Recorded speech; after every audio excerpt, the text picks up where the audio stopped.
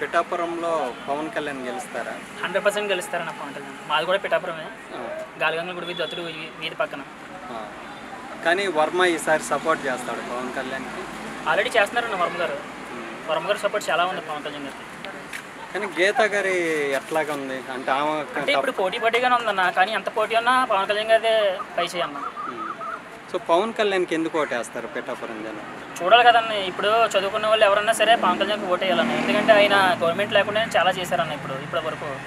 ఇప్పుడు గవర్నమెంట్లోకి వస్తే ఆయన ఇంకా చేస్తారని మేము కోరుకుంటాం అన్న. అట్లా కనుక మహేష్ బాబు కూడా చాలా చేశాడు కదా పవన్ కళ్యాణ్ కన్నా. మహేష్ బాబు చేశారన్న. మహేష్ బాబు గారు రాలేదు కదా ఇప్పుడు పాలిటిక్స్లోకి. సో పవన్ కళ్యాణ్ గారు వచ్చారు కాబట్టి ఆయనకి మా సపోర్ట్. ఇప్పుడు మహేష్ బాబు గారు వచ్చి చేస్తారన్న, ఆయన కూడా సపోర్ట్ చేస్తాం. ఇక్కడ అభిమానం గట్రా ఏం లేదన్న, క్యాస్ట్ ఫీలింగ్ కూడా ఏం లేదు. అంటే అక్కడ కాపు సామాజిక వర్గం ఎక్కువ ఉండటం వల్ల పవన్ కళ్యాణ్ అక్కడ నిలబడ్డాడు. కాపులనే కదన్న అందరూ సపోర్ట్ చేస్తున్నారు, ఎస్సీలు బీసీలు అందరూ సపోర్ట్ చేస్తున్నారు. ఇక్కడ రాజకీయం అనేది క్యాస్ట్ కాదు కదన్న. సో అందరూ సపోర్ట్ చేయాలని అందరూ చేస్తున్నారు ఆల్రెడీ.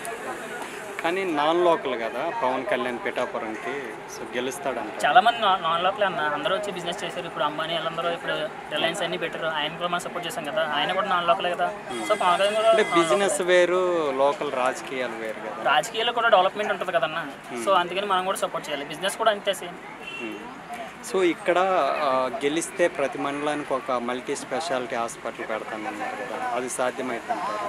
సాధ్యమైతే ఉందన్న. పవన్ కళ్యాణ్ గారికి తెలిసిన ఇప్పుడు చాలామంది సపోర్టర్స్ ఉన్నారు కాబట్టి ఆయనకి రామ్ చరణ్ గారు ఉన్నారు, ఇంకా అన్నగారు చిరంజీవి గారు ఉన్నారు. అవన్నీ వాళ్ళు సపోర్ట్ చేయొచ్చు అన్న. సపోర్ట్ చేస్తే పిఠాపురం ఇంకా బాగా డెవలప్ అవ్వచ్చు. పిఠాపురాన్ని ఒక ఆధ్యాత్మిక కేంద్రంగా మారుస్తాను, ఒక కారిడార్ క్రియేట్ చేస్తానన్నారు కదా. సో అక్కడ ఏమేమి ఉన్నాయి అంత అంటే ఇప్పుడు చెప్పుకోవాలి. పిఠాపురం హిస్టారికల్ ప్లేస్ అన్న, టెంపుల్స్ అవన్నీ బాగా. ఇప్పుడు దత్తుడు కూడా ఉంది కదా, ఆయన మాకు మంచి పేరు తీసుకొచ్చారు. సో పవన్ కళ్యాణ్ కూడా అలాగే మంచి పేరు తీసుకొస్తారు మేము అనుకుంటున్నాం అన్న. ఆల్రెడీ పిఠాపురం ఉందని చెప్పి దత్తుడు గుడి వల్ల మాకు తెలిసింది. అంతే మహారాష్ట్ర వాళ్ళు వీళ్ళందరూ రావడం వల్ల పిఠాపురం కొంచెం డెవలప్ అయింది. పవన్ కళ్యాణ్ గారు పోటీ చేయడం వల్ల ఇంకా బాగా డెవలప్ అయిందన్న. ఇప్పుడు అందరూ ఏ ఊరు అంటే మీది కాకినాడ వాళ్ళు ఒకప్పుడు, ఇప్పుడు పిఠాపురం అని చెప్తున్నాం. హ్యాపీగా ఉంది. ఇప్పుడు జగన్ గారి పరిపాలన ఎలాగనిపించింది? బాగాలేదన్న అసలు. జగన్ గారి పరిపాలన బాగుంటే మేము హైదరాబాద్లోని దుబాయ్లోని పెళ్లి జాబ్ చేసుకోం కదన్న.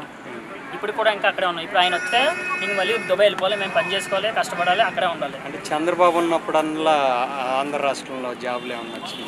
అప్పుడు తీసేవారన్న, కానిస్టేబుల్ పోస్టులు అవన్నీ తీసేవారు. చంద్రబాబు నాయుడు కూడా ఉన్నప్పుడు ఆయన తీసేవారు అన్నమాట పోస్టులు. చిన్న జాబులు అవన్నీ బాగానే ఉండేవి. ఇప్పుడైతే ఏం లేవన్న ప్రజెంట్ యూత్కి. సో మెగాస్టార్ చిరంజీవి పవన్ కళ్యాణ్కి 5 కోట్లు ఇచ్చారు కదా, ఎలా చూడాలి? చాలా హ్యాపీగా అనిపించింది అన్న. ఇంకా గవర్నమెంట్లోకి రాకుండా ఆయన అలా హెల్ప్ చేస్తున్నారండి. గవర్నమెంట్లోకి వస్తే 5 కోట్లు అంటే 50 కోట్లు కూడా ఇవ్వచ్చు. సో ఈ రీసెంట్గా జగన్ గారి మీద రాళ్లతో దాడి జరిగింది కదా, అది ఫేక్ పీపుల్ అన్న, చెప్పలేం కదా. ఇప్పుడు జగన్ గారు గవర్నమెంట్లో ఉన్న వాళ్ళు చేయొచ్చు, లేకపోతే వేరే గవర్నమెంట్ ఉన్న వాళ్ళు చేయొచ్చు. అది ఫేక్ అన్నదే, మనం ఏం చెప్పలేం దాని గురించి. అది ఇంకా ఇన్వెస్టిగేషన్ చేయలేదు కదా. ఇప్పుడు పవన్ కళ్యాణ్ చంద్రబాబు బీజేపీ కూటమిగా వస్తున్నారు కదా, గెలిచే అవకాశాలు ఎంతవరకు ఉన్నాయన్న? గెలిచే అవకాశాలు 100% ఉన్నాయి, చెప్తున్నాం కదన్న. ఆయన ఎవరితో కలిసినా ఎవరితో వచ్చినా పవన్ కళ్యాణ్ గారు ఈసారి ఖచ్చితంగా వస్తారు. సో ఇప్పుడు జగన్ గారి పరిపాలన నాడు నేడు కానీ ఫీజు రియంబర్స్మెంట్ కానీ అన్నీ చేశారు కదా, సో అది నచ్చలేదన్నమాట. అన్నీ చేశారంటే ఎవరికో చేశారన్న, ప్రజలకు చేయలేదని అనట్లేదు. కానీ అది చేసింది ఎక్కడ ఏమీ పెద్ద వాల్యూ అనిపించలేదు.